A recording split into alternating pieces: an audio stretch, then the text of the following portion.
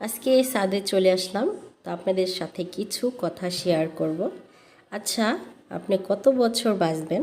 60 বছর কি কম হয়ে গেল? বড় জোর 70, যদি খুব বেশি লাকি হন 80 থেকে আর সামান্য কিছু বেশি। তো ঠিক ঠিক করে সেকেন্ড সময় চলে যাচ্ছে, আর টুক করে হাতে জমা সেকেন্ড শেষ হয়ে যাবে একদিন।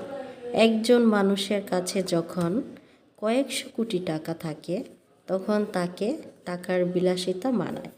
যার কাছে 100 কোটি টাকা আছে, তাকে কি বিলাসিতা মানায়? একদম না।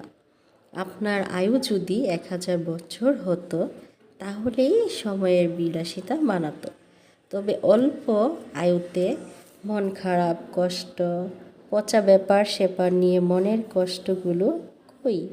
তার চাইতে ভালো বরং ফ্যামিলিকে সময় দিন, ভালো বই পড়ুন, টুপ করে ঘুরে আসুন কোনো এক জায়গা থেকে। রাত জেগে আকাশ দেখুন, তারাদের মেলা দেখুন, ভোরের সূর্য ওঠা দেখুন, সন্ধ্যায় পাখিরা কিভাবে ঘরে ফিরে দেখুন, নদীর ঢেউ দেখুন, নদীর ঢেউ অনুভব করুন। আর একটু ভাবেন, আজকের এই দিনটা হবে শেষ দিন। আপনার আমার পরিবারের কাল কি হবে?